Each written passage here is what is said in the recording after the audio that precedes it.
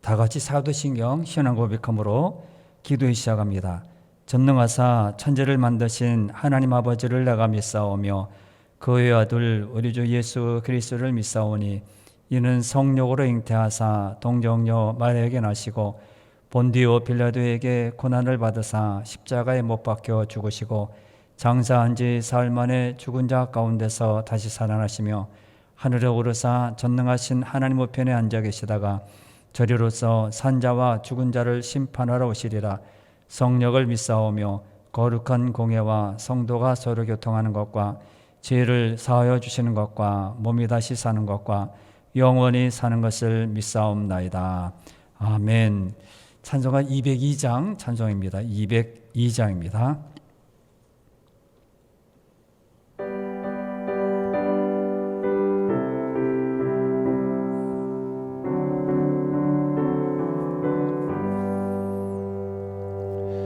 하나님 아버지 주신 책은 귀하고 중하신 말씀일세.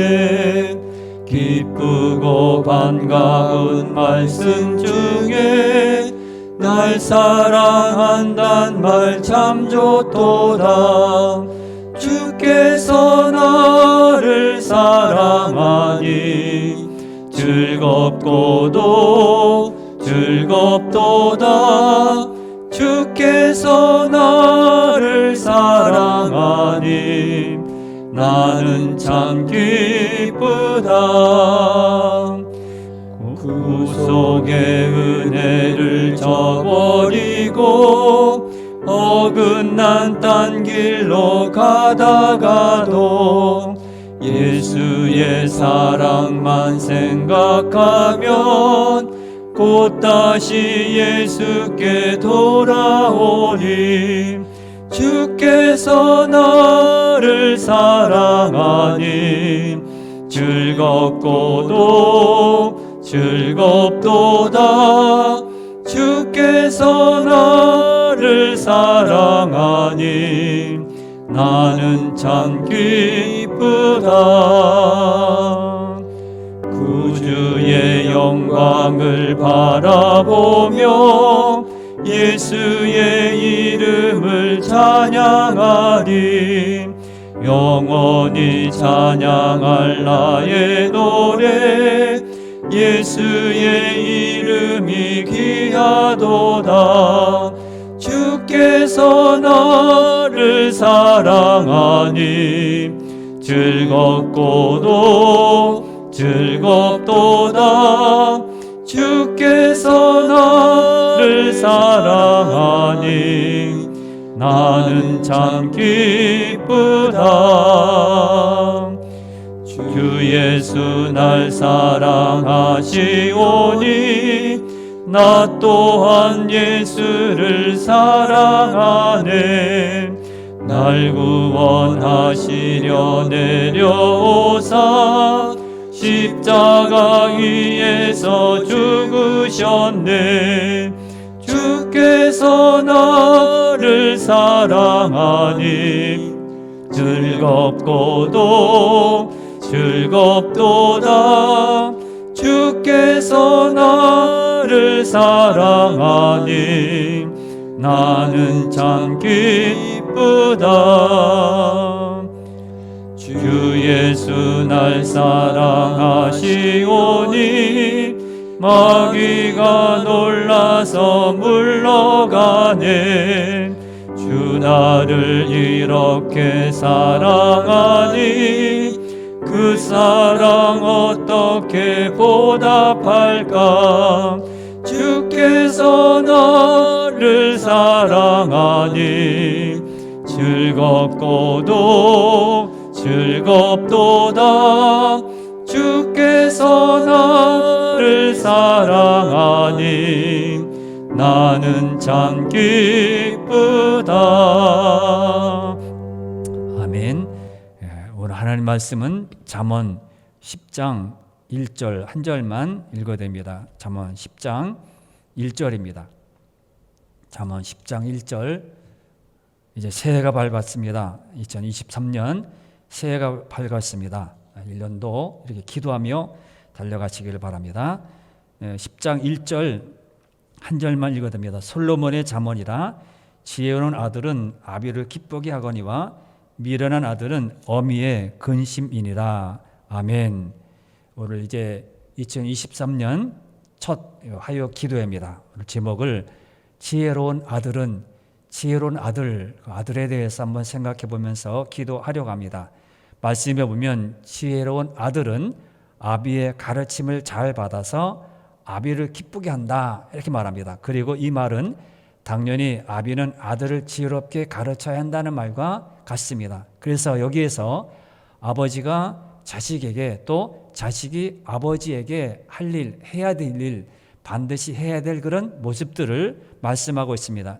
단순히 혈육 관계에 있는 아비와 아들의 관만이 아니라 그것은 어떻게 보면 정말 사제지간이라 할 수 있고 하나님과 백성이라 할 수 있고 자녀 이런 모든 것을 다 포함하고 있습니다. 그래서 두 관계 아비와 자식에 대해서 한번 생각해 보면서 그럼 아버지는 자녀들에게 어떻게 해야 되느냐 또 자녀들은 그 말을 듣고 어떻게 해야 되느냐 두 가지로 한번 생각을 해보겠습니다. 첫째로 부모된 입장에서 아들에게 어떻게 해야 합니까?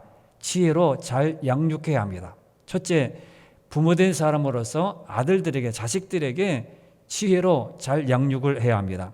1절 우리가 읽어드린 말씀을 보면 아비를 기쁘게 한다 이렇게 말합니다. 그런데 그 기쁨의 이유가 뭘까요? 아버지가 가르친 지혜를 잘 소화해서 자신의 것으로 만드는 것입니다. 따라서 아비는 지혜를 가르쳐야 합니다. 지혜로운 마음 다른 게 아니죠. 무슨 수학이나 영어나 그것이 아니라 하나님의 말씀을 잘 가르쳐야 합니다. 이것이 바로 아비된 사람들이 해야 될 일들입니다. 임무입니다. 아비라는 말의 어원은 생명을 주신 자라 그런 뜻이 있습니다. 그래서 아람어에 보면 아바, 우리말로 보면 아빠 이런 발음들이 비슷합니다. 그런데 아비는 자녀에게 생명만 주고는 물러나는 자가 아닙니다. 아비는 자녀로 하여금 가장 근본적인 지혜나 기술을 가르쳐야 되고 책임이 있습니다. 그러므로 아비들이 이런 의무를 다해야 합니다. 자녀 양육에 있어서 가장 중요한 것은 주의 교훈과 훈계로 가르치라 이렇게 말씀합니다. 에베소서 6장 4절 말씀 보면 우리가 가정의 달에 어버이 주일에 항상 우리가 읽는 그런 말씀인데 에베소 6장 4절로 이렇게 말합니다. 또 아비들아 너희 자녀를 노엽게 하지 말고 오직 주의 교훈과 훈계로 양육하라 이렇게 말합니다. 노엽게 하지 말라 그리고 주의 교훈과 훈계로 양육하라 말씀합니다. 하나님의 말씀으로 가르치라는 것이죠. 아비들도 결국 하나님의 자녀입니다. 그렇다면 아비가 자녀를 가르치는 양육은 바로 아버지가 되는 하나님의 뜻으로 이루어져야 합니다. 그러므로 자녀 양육의 핵심은 성경으로 가르치는 겁니다. 말씀으로 가르치는 거예요. 아비된 자들이 먼저 하나님 말씀대로 살아가는 모습을 보여야 하고 그 모습이 이제 자녀들에게 이어져야 되죠. 솔로몬의 지혜가 가치 있는 것은 여기에 있습니다. 솔로몬이 내가 살아온 경험, 자기가 나라를 다스렸는데 나는 신하들을 다스렸는데 백성들을 다스렸는데 나는 이렇게 해야 된다 이렇게 하라 그것을 경험을 말한 것이 아니라 하나님의 말씀 솔로몬은 지혜에 대해서 하나님을 경외하는 것이라 그것을 알았습니다. 말씀을 가르치고 그 안에서 살아가는 것. 그래서 잠언 1장 7절 우리가 잠언서 1장에서 공부했을 때 1장 7절에 보면 솔로몬이 이렇게 말을 합니다. 여호와를 경외하는 것이 지식의 근본이거늘 미련한 자는 지혜와 훈계를 멸시하느니라 말합니다. 여호와를 경외하는 것이 지식의 근본이다. 지식의 근본이 무슨 수학을 기본으로 다져야 되고 영어를 단어를 알아야 되고 그것이 아닙니다. 그것은 여호와를 경외하는 것이 지식의 근본이라고 말합니다. 그래서 그가 말하는 지혜는 곧 하나님의 말씀인 것입니다.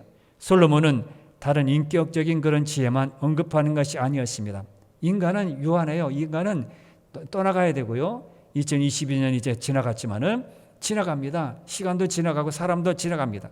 한계가 있어요. 아무리 뛰어나고 아무리 잘 알고 아무리 이렇게 컴퓨터를 쳐서 나오는 것처럼 그렇게 머리에 다 넣었어도 인간은 나이가 들면 시간이 들면 잃어버리게 되고 녹슬게 되고요. 그것은 지나갑니다.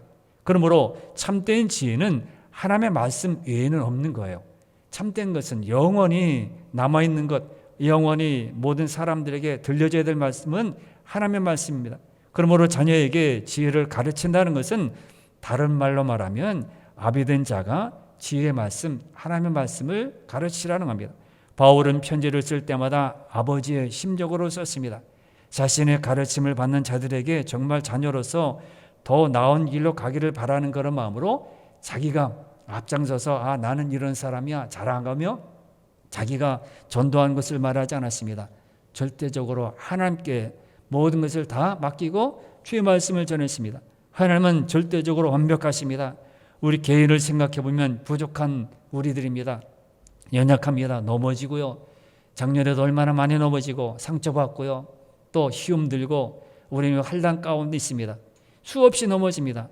그런데 우리는 넘어지지 않는 것은 주님이 우리를 붙들고 계시고 말씀을 내가 들었을 때 그 말씀을 의지해서 내가 용기, 힘을 얻었기 때문에 오늘에 이르게 된 것입니다. 2023년도 마찬가지입니다. 앞으로 나아갈 때 우리가 내가 똑똑해서 위대해서 내가 훌륭해서 아닙니다. 말씀을 의지하고 한 걸음 한 걸음 믿음의 걸음을 내디딜 때 지혜로운 자가 지혜로운 아들로 우리는 설 수 있습니다. 하나님 아버지께서 우리를 인도하시고 보호하시고 가르치시는 일은 결코 멈추지 않고 계속될 겁니다. 육신의 아버지든 신앙의 선배든 아버지로서 우리는 어떻게 합니까? 하나님의 지혜를 가르쳐야 합니다.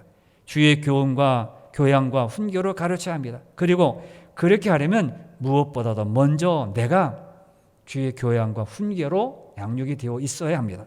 두 번째, 그러면 이렇게 아버지는 자녀들에게 지혜로 잘 양육하라고 했는데, 그러면 둘째로 자녀들은 어떻게 합니까? 아버지의 가르침을 마음에 새겨야 합니다. 가르침을 마음에 새기고 그렇구나. 그 아버지가 그렇게 들려준 말씀을 우리 새겨야 합니다. 오늘 찬송에도 있죠. 어머님이 들려줬던 그 성경책을 항상 마음에 담고 살아가는 것. 1절을 다시 보시면 뭐라고 합니까? 1절을 다시 읽어드리면 이렇습니다. 지혜로운 아들은 아비를 기쁘게 하거니와 미련한 아들은 어미의 근심이니라, 이렇게 말합니다. 아비를 기쁘게 하는 것은 아비의 가르침을 제대로 받았다는 것입니다. 반대로 아버지의 가르침을 제대로 받지 않고 제멋대로 나가는 그런 자녀는 근심거리라 말합니다. 부모가 부족해도 부모의 마음은 하나님의 마음과 같습니다. 하나님의 마음은 사랑입니다. 그래서 부모가 자식을 사랑하는 것이죠. 사랑을 항상 베풀고 사랑을 나타내는 것입니다. 시대가 바뀌면서 이렇게 무슨 IT 시대라고 돼서 그래서 무슨 음식을 주문할 때도 키워크를 눌러야 되고요. 주문할 때도 쿠팡으로 해서 인터넷으로 다 주문합니다. 그러나 연세 많으신 분들은 이것을 잘 모릅니다. 잘 못해요. 스마트폰이나 핸드폰 만질 때도 잘 못합니다. 그러나 어린 자녀들은 그것을 잘 합니다. 그러나 그런 모든 것이 다 바뀌어져도 우리 부모가 자녀에게 전해준 이 가치관은 흔들리면 절대로 안 됩니다. 말씀으로 잘 양육받고 자라가는 이 모든 일에서는 그 정신은 다 받아들이고 따라가야 합니다. 그것이 지혜입니다. 이런 자녀를 보면 부모는 고맙고 흐뭇하고 감사한 것이죠. 얘네 부모 시대에는 새벽 기도를 빠짐없이 나갔습니다. 그리고 주일날 한번 빠지게 되면 큰일 난 줄 알았습니다. 예배 빠진다든지 기도에 빠진다든지 헌금 안 하고 주일 헌금 안 하면 큰일 나는 줄 알았습니다. 그러나 많은 시대가 변하면서 늦게 자고 아침에 일어나지 못하는 그런 자녀들 보면 왜 그러냐? 그렇게 말할 수 없습니다.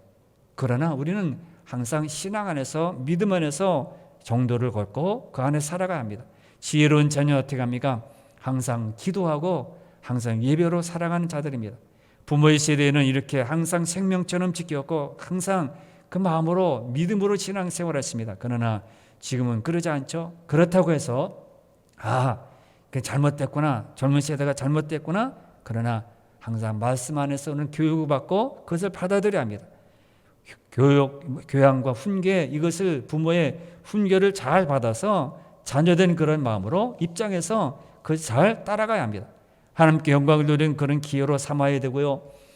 가르침을 잘 받아서 나의 생활에서, 자식들은 나의 생활에서 그것을 목표로 항상 하나님의 경외하는 그런 마음을 우리 항상 가지고 있어야 합니다. 그래서 지금 성경을 보면 너무 고맙죠. 왜 성경이 이렇게 기록이 되어서, 옛날에는 성경 없어서 들어서 알았지만 지금은 모든 사람이 다 알 수 있습니다. 풀이도 하고요. 쉽게 무슨 우리말 성경으로 아람어치 쉬운 성경으로 다 풀어가지고 그렇게 우리에게 들을 수 있도록, 읽을 수 있도록 나왔습니다. 얼마나 좋습니까? 읽을 수 있고요, 늘 접할 수 있습니다.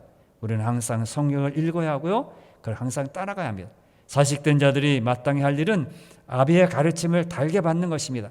그리고 그것을 더욱 발전시켜서 하나님 앞에서 점점 믿음으로 자라가야 합니다. 거기 멈추는 것이 아니라 부모가 이만큼 가르쳤으면 그 다음에 점점 자라가서 신앙을, 말씀을 우리가 항상 무장하고 살아가야 합니다. 아들의 지혜를 말한 것은 5절에서 이렇게 또 말합니다. 아들은 이렇게 말하면서 비슷한 말로 5절 말씀, 5절에 이렇게 말씀합니다. 5절을 읽어드립니다. 여름에 거두는 자는 지혜로운 아들이나 추수 때에 자는 자는 부끄러움을 끼치는 아들이니라, 이렇게 말합니다. 여름에 거두는 자는 지혜로운 아들이라는 겁니다. 여름에 추수할 때 거두게 되죠. 그런데 추수할 때 자는 자, 잠자는 자는, 게을러서 잠자는 자는 부끄러움을 끼치는 그런 아들이 된다고 그렇게 말을 합니다. 그러므로 항상 지혜로운 그런 자녀들은 항상 부지런히 여름이 되었으면 거둬야 되고요, 또 추수 때가 되었으면 곡식을 거둬들여야 합니다. 열심히 부지런히 움직이고 그렇게 지혜로운 그런 마음을 가져야 합니다. 거둘 때 거두지 않고 시간을 허비하는 아들은 미련해서 부끄러움을 끼치는 아들이 된다고 말합니다. 우리가 아비의 가르침을 받아서 우리를 변화시키는 일이 있어서 게을러서는 안 되는 것입니다. 그냥 시대가 변하는데 이 성경은 옛날 말씀이야. 어르신들만 믿고 따라가야 될 것이지 지금 시대하고는 맞지 않아. 모든 거 제도나 무슨 방법이나 다 맞지 않으니까 안 믿을 거야. 그러면 안 됩니다. 이 말씀은 영원히 하나님의 말씀이고 살아있고 운동력이 있는 말씀입니다. 세상의 모든 지식들은 늘 변하죠. 논문도 변하고요, 모든 주장했던 것도 다 변합니다. 경제학자들, 정치학자들 다 말한 것을 보면 시대가 지나면서 다 변합니다. 그러나 하나님의 말씀은 그렇지 않습니다. 영원히 어린아이들이나 연세 많으신 분이나 똑똑한 사람이나 가난한 사람이나 배우지 못한 사람이나 모든 사람에게 다 골고루 들어야 될 말씀입니다. 생명의 말씀입니다. 그러므로 이 말씀을 우리는 게을러서는 안 되고 받았으면 그래도 우리가 성장하는 것으로 자꾸 앞으로 나가야 합니다. 우리 모두는 아비이면서 아들입니다. 누군가의 아들이며 동시에 누군가의 아비입니다. 또는 누군가의 어미가 될 것입니다. 그렇다면 오늘 우리가 살핀 아비가 된 자들의 모습과 아들 된 모습의 그런 모습을 항상 생각하고 그렇게 살아가야 합니다. 아비 된 모습을 제대로 갖추기 위해서 하나님의 말씀을 즐겨 듣고 온전히 서는 자들이 되어야 하고, 아울러 아비의 가르침을 게으르지 않고 받아서 더욱 발전시키는 자들이 되어야 합니다. 그러기 위해서는 무엇보다도 하나님의 말씀을 기준으로 삼아야 하고요, 목표를 하나님의 말씀에 두고 그렇게 우리가 생각하고 말을 해야 되고, 기준이 없으면 항상 흔들리잖아요. 그래서 기준은 말씀에 두고, 우리의 생활의 모든 기준이 말씀에 두고 우리는 분명히 그리로 앞으로 한 걸음씩 나아가야 합니다. 그러면 모두 존귀한 자가 되고 오늘 말씀처럼 지혜로운 아들들이 될 것입니다. 오늘 한 해 동안 기도하는 모든 분들에게 지혜가 항상 있어서 자녀들을 가르치는 모든 것이 열매로 돌아오고 기도하는 모든 것이 응답으로 돌아오는 여러분 모두가 되시기를 바랍니다. 오늘도 여러분 기도하는데 하나님, 이렇게 아비된 사람으로서 자녀들을 가르칠 때 잘 지혜로 가르치게 주옵소서. 자녀들 가르치지 못한다 그러죠. 운전을 못 가르친다 그러죠. 화가 올라오니까 이것도 모르냐고 그러고 그러죠. 그러나 지혜로 잘 가르치게 주옵소서. 또 자녀들 입장에서 어떻게 합니까? 그걸 잘 받아서 신앙의 성장으로 이어가게 주옵소서. 그래서 우리 가정이 모두가 다 지혜로운 그런 마음으로 하나님을 경외하고 하나님 높이는 그런 가정이 되게 주옵소서. 이렇게 기도하는 그런 여러분 다 되시기를 바랍니다. 다 같이 기도하겠습니다.